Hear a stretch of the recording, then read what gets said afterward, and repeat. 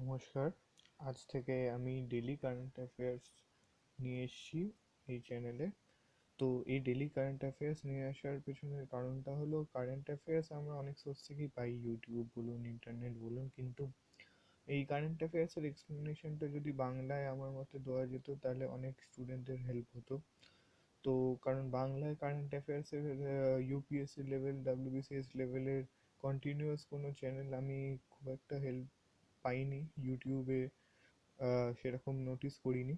তো আমি নিজে চেষ্টা করছি একটা যদি ডেলি কারেন্ট অ্যাফেয়ার্সের রেগুলার বেসিসে বাংলা এক্সপ্লেনেশন সমেত ইউপিএসসি বা ডাব্লিউবিসিএস, এসএসসি এইসব পরীক্ষা স্ট্যান্ডার্ডে যেসব কোয়েশ্চেন আসে তার পরিপ্রেক্ষিতে কিছু কারেন্ট অ্যাফেয়ার্স আপনাদের সামনে তুলে ধরার। ভিডিওটি দেখুন, ভিডিওটি ভালো লাগলে অবশ্যই সাবস্ক্রাইব করবেন, লাইক করবেন। তো দেরি না করে শুরু করা যাক। প্রথমেই যেটা আসবো সেটা হচ্ছে global report on internal displacement. এই যে গ্লোবাল রিপোর্টটা দেখতে পাচ্ছেন, এটাকে আমরা গ্রিড 2020 রিপোর্ট নাম দেওয়া হয়েছে। তো এইটার যে পাবলিশিং অর্গানাইজেশন সেটা হচ্ছে international displacement monitoring centre. International displacement monitoring centre based in Geneva, সুইজারল্যান্ডে অবস্থিত এদের হেডকোয়ার্টার্স। আর এরা হচ্ছে main source of data analysis on internal displacement. মানে এরা হচ্ছে যে মানুষরা ইন্টারনালি ডিসপ্লেস, তার মানে হচ্ছে ইন্টারনালি ডিসপ্লেস মানুষদের আবার একটা ফিক্সড ডেফিনেশন আছে। সেটা ডেফিনেশনে কি বলে, ইন্টারনাল ডিসপ্লেসমেন্টের মানুষদের people or groups forced to leave home due to armed conflict, violation of human rights, natural or man-made disasters, but not cross the border। মানে এরা দেশের বাইরে বেরোয়নি এখনো, কিন্তু এরা একটা দেশের মধ্যেই একটা জায়গা থেকে আরেকটা জায়গা আছে এই এই কারণে।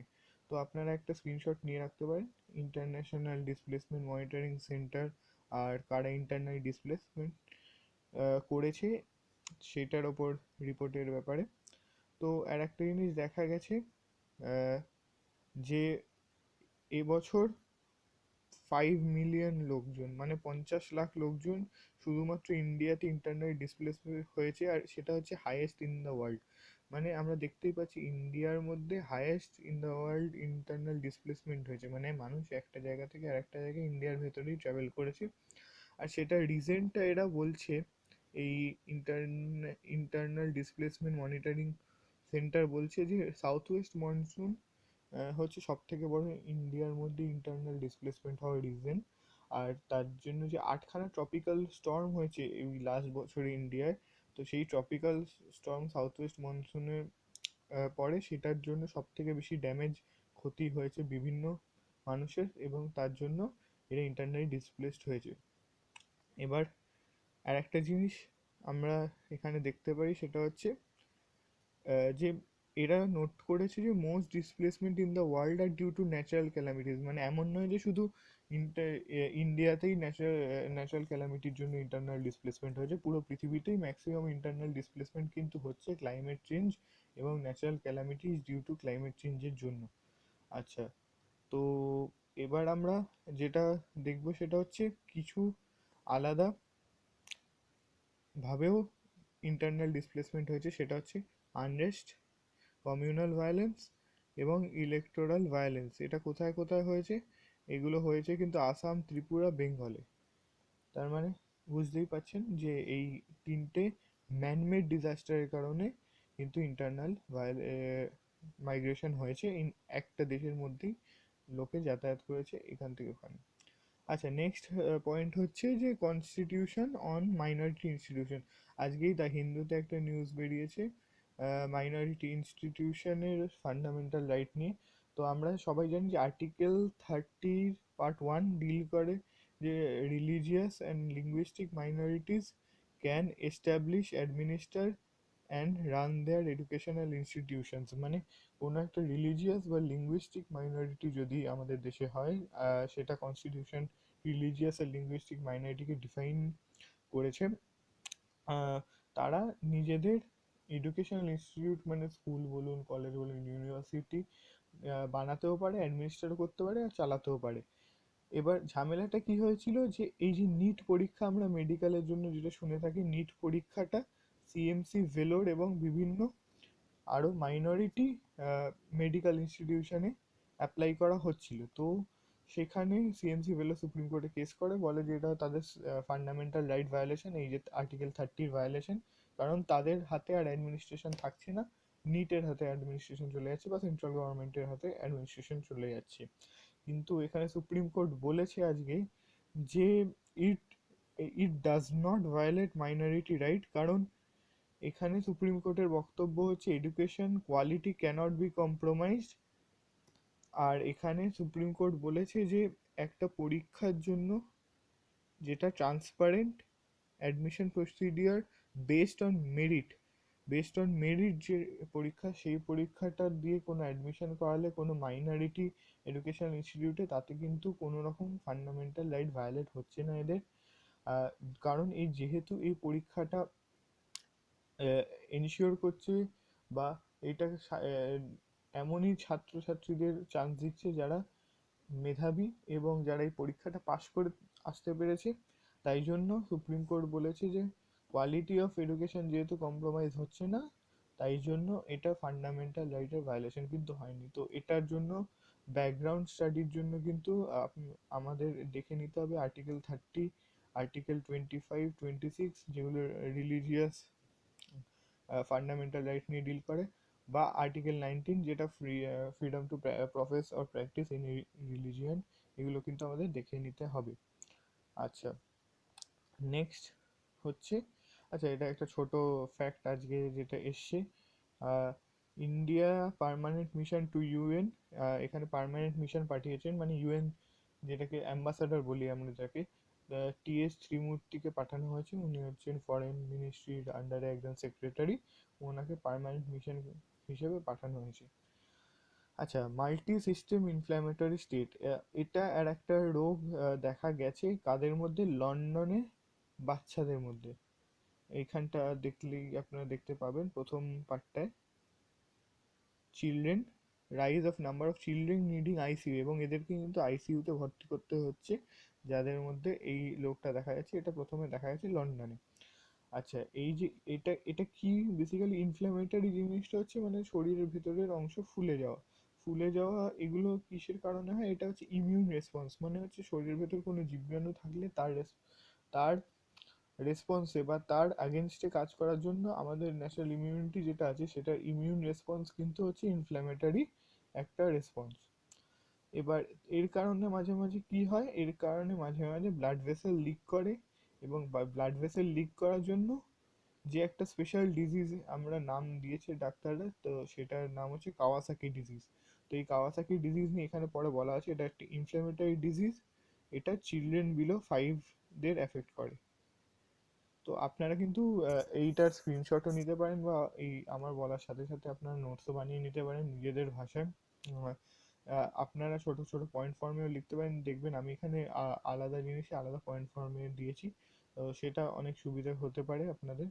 তো সেটা আপনাদের ওপর, আপনারা স্ক্রিনশট নেবেন, নিজেরা নোটস বানিয়ে নেবেন। আর একটা জিনিস এই কেসে জেনে রাখা বলে, টক্সিক শক সিনড্রোম কাকে বলে। টক্সিক শক সিনড্রোম হচ্ছে ব্যাকটেরিয়া যখন বডিতে এন্টার করে এবং ওখানে টক্সিন রিলিজ করে, তার জন্য ডিজিনেস, ফ্যাটিগ আর হাই ফিভার কিন্তু হয়। তো এইসব সিমটম হয়। এবার এগুলো ফেটালও হয়ে যেতে পারে, খুব হার্মফুল হতে পারে এটা, যদি প্রপার ট্রিটমেন্ট না করতে পারে তাহলে মৃত্যুও হতে পারে। তাই এটাকে বলা হয় টক্সিক শক সিনড্রোম। তো এটা গেল multi system inflammatory state.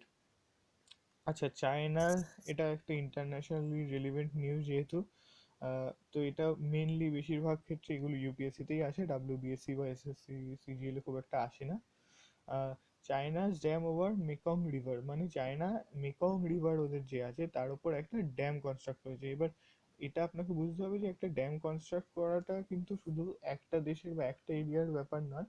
Dam কনস্ট্রাকশনের জন্য কিন্তু অনেক পার্শ্ব পাশাপাশি অনেক এফেক্ট হতে পারে। যেমন এখানেই হয়েছে এই ড্যামটা, কিন্তু লাইভলিহুড মানে হচ্ছে উপার্জনের ভিত্তি কেড়ে নিয়েছে 11 মিলিয়ন পিপলের জন্য, মানে 1,10,00,000 লোকের জন্য এটার 1,10,00,000 লোকের কিন্তু উপার্জন এর যে সোর্স সেটা কিন্তু এফেক্ট হবে এই ড্যামটার জন্য। এটা কে বলছে? এটা হচ্ছে আইজ অন আর্থ বলে একটি সংস্থা, রিসার্চ সংস্থা, যেটা ফান্ডেড বাই ইউএস। সে তারা বলছে যে এই এফেক্টটা হবে চায়নার এই মেকং রিভারের ওপর, ড্যামটার ওপর। এবার ইউপিএসসি তে সাধারণত জিজ্ঞেস করবে না যে কে ড্যাম বানিয়েছে মেকং রিভারের উপর, তারা মেকং রিভার নিয়ে যে অনেক প্রশ্ন করবে। তো মেকং রিভার নিয়ে কিছু তথ্য হচ্ছে, মেকং রিভার 6টা কান্ট্রি দিয়ে যায়: China, Laos, Vietnam, Myanmar, Thailand, Cambodia. আর এটা ড্রেন করে কোথায়? সাউথ চায়না সিতে। এই সাউথ চায়না সি নিয়ে কিন্তু লাস্ট 2 বছর ধরে প্রচুর আলোচনা চলছে, এই সাউথ চায়না সির মিনারেলস নিয়ে, অয়েল এক্সপ্লোরেশন নিয়ে, ইউএস আর চায়নার কনফ্লিক্ট নিয়ে, ইন্ডিয়ার কনফ্লিক্ট নিয়ে, ফিলিপাইন্স ইনভলভড এর মধ্যে, ভিয়েতনাম ইনভলভ। তো এটা একটু ব্যাকগ্রাউন্ড রিসার্চ করে দেখলে ভালো হয় কিন্তু। আচ্ছা, ইন্ডিয়ার কোনো water sharing agreement with China নেই, কারণ ব্রহ্মপুত্র 35% ইন্ডিয়াতেই যায়, আর ব্রহ্মপুত্র যেহেতু আপস্ট্রিম রিভার, তো ইন্ডিয়ার কোনো এগ্রিমেন্ট ওয়াটার শেয়ারিং নেই চায়নার সাথে। আচ্ছা, এটাও আর একটা ইন্টারন্যাশনাল রিলিভেন্ট নিউজ। বেসিক্যালি ইউকের যে ট্রেড রিপ্রেজেন্টেটিভ অর্গানাইজেশনটা আছে, মানে আমাদের এখানে যেরকম department of trade and commerce আছে, সেরকম ওদের ওখানে ইউএস ট্রেড রিপ্রেজেন্টেটিভ আছে, তারা অ্যানুয়াল 301 রিপোর্ট বার করেছে। এই 301 রিপোর্টটা সিগনিফিকেন্স কি? এটা হচ্ছে ইউএস এর যেসব ট্রেড কোম্পানিরা ট্রেডে তাদের হ্যাম্পার হয়, মানে ব্যবসা বাণিজ্যে তাদের ক্ষতি হয়, কিসের কারণে? শুধুমাত্র intellectual property loss, copyright, patent, trademark, এগুলো হচ্ছে ইন্টালেকচুয়াল প্রপার্টির মধ্যে পড়ে। তো কি কি পড়ে কপিরাইট, কি কি পড়ে ইন্টালেকচুয়াল প্রপার্টির মধ্যে? কপিরাইট পড়ে, পেটেন্ট পড়ে, ট্রেডমার্ক পড়ে, আর বিভিন্ন ইনভেনশন রিলেটেড, এগুলো বিভিন্ন আইডিয়া রিলেটেড এগুলো পড়ে। তো অন্য কান্ট্রিতে